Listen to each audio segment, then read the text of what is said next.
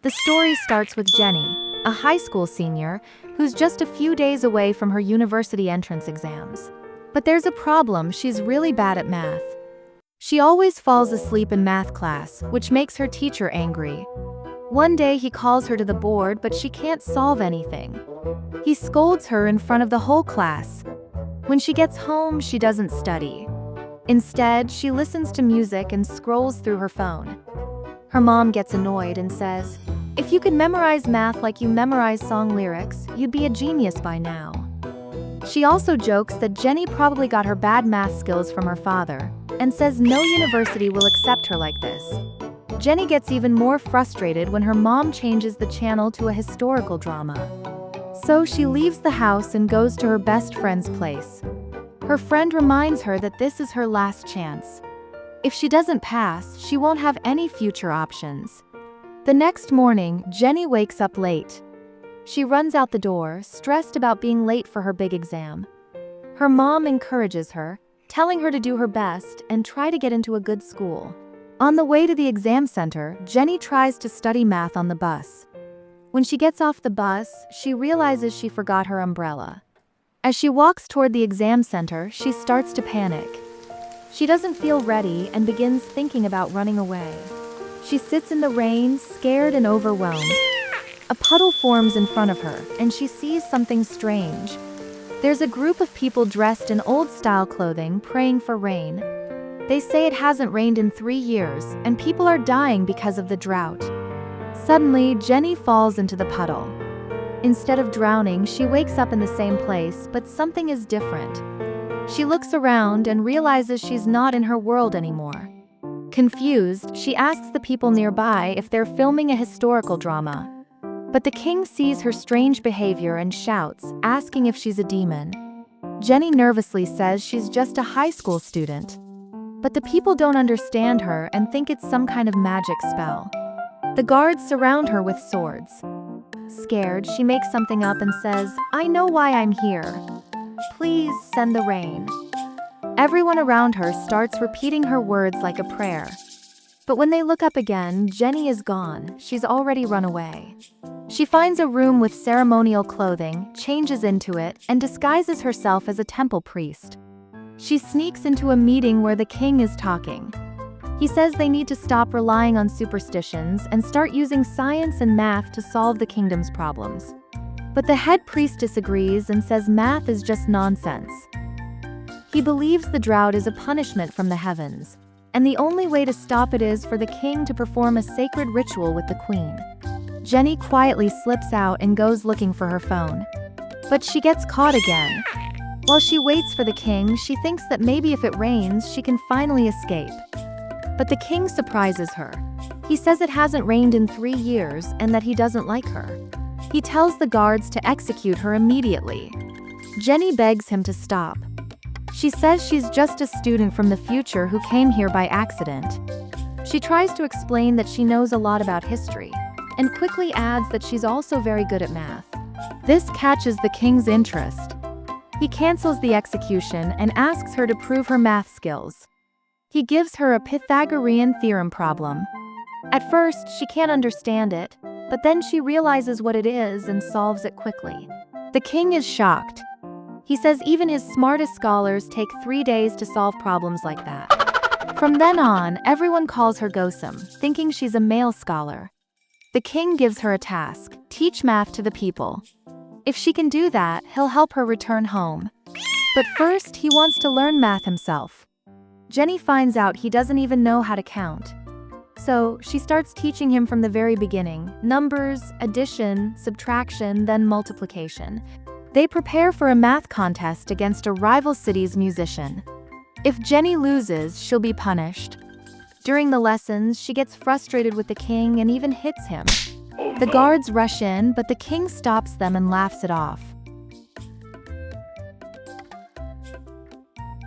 They hide all the math books when the queen visits, pretending to be studying music instead.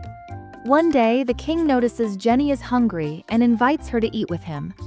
She doesn't like the food, so she takes him to the kitchen and makes instant noodles from her bag. He enjoys them even though they're spicy. The next morning, the whole palace hears him screaming. Jenny checks on him and finds that he's put a charm on his ear, thinking she cursed him. She tells him it was just the chili. When he asks what a stomach is, she explains everything: stomach, intestines, heart. He touches his chest and says he doesn't feel anything. She replies, "One day, when you're with someone you love, you'll feel it." Impressed by her knowledge, he starts to see her as a brilliant teacher. He asks her to teach not just him, but all the scholars in the kingdom. That night, he gives her a tangerine. She thanks him casually, but he gets upset, saying she should have saved it and appreciated it more. She laughs and tells him not to overthink it. They later play ball together in the palace courtyard. It's the first time in years the king has run. The next day, the king talks to his future bride and says he'll be drinking a love potion with dinner and then marrying her. But the bowl ends up with Jenny, and she behaves strangely.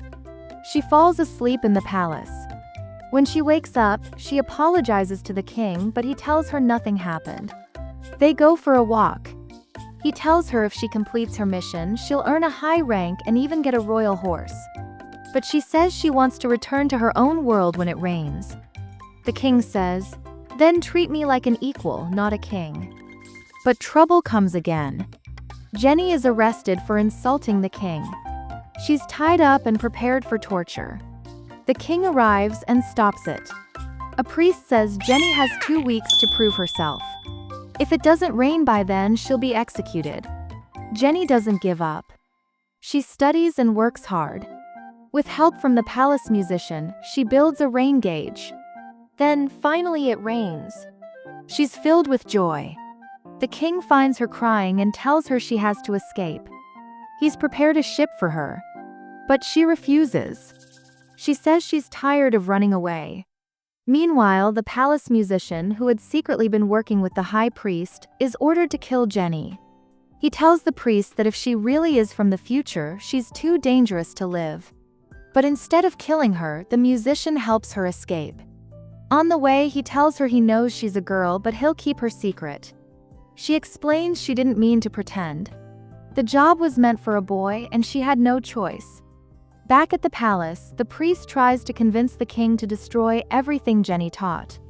But the king refuses and rides off to find her. Guards catch up to Jenny and the musician, but he protects her. The queen arrives, injured from running barefoot, to find them. Jenny keeps walking until she finds a fork in the road. She remembers something the king said, that the sun is Joseon's clock. She follows the sunlight and reaches the sea. The king is waiting there. That night, they sit and watch the stars.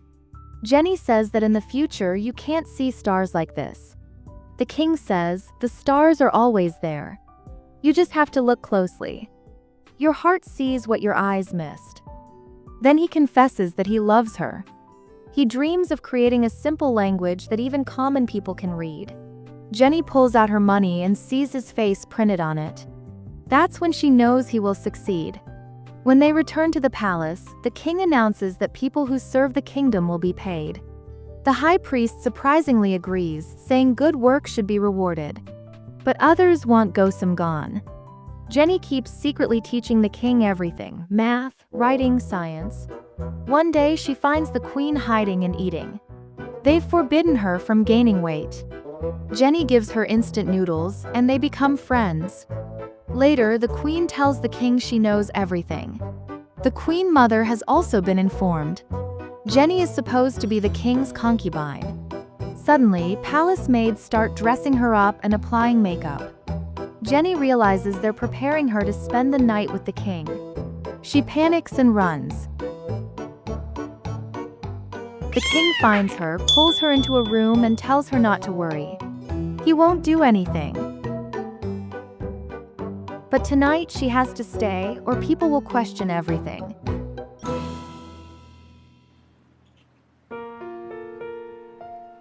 The next day, she speaks to the musician. He asks if she really wants to go back to the future. She doesn't answer. She's unsure. Later, the queen mother wants to see her. She looks exactly like Jenny's real mother. Jenny breaks down in tears. That night, she sees the new calendar system she helped build. The king shows her his new project, a writing system with 28 letters. It will help everyone learn. He asks her to sit in the ceremonial chair and puts a royal hairpin on her head. He wants her to stay and marry him. She cries and says no. She promised herself she'd return once the rain came. Her mother is waiting for her. The king gets angry. He says she can go. He's tired of this kingdom, tired of everything. But then someone attacks her. She's stabbed and the hall is set on fire. The king runs into the flames and saves her. The book in her bag protected her from the blade. He accuses the priest. The priest says he did it because he fears the future. If people start thinking freely, the kingdom will fall apart. But the king replies, "We must build a better world, even if we don't live to see it." The priest begs for execution. It starts to rain again. Jenny says goodbye to everyone. The king walks her to the sea. She steps into the same puddle and lets herself sink. She wakes up in her own world. Only seconds have passed. The exam hasn't started yet. She runs to the hall and takes her test. When she returns home, she hugs her mom tightly. Everything has changed. Months pass. One day, it starts raining again. Someone places an umbrella over her head. She looks up. It's someone who looks just like the king. He smiles and says, "We met before. On the bus. You dropped your umbrella." And that's how the story ends.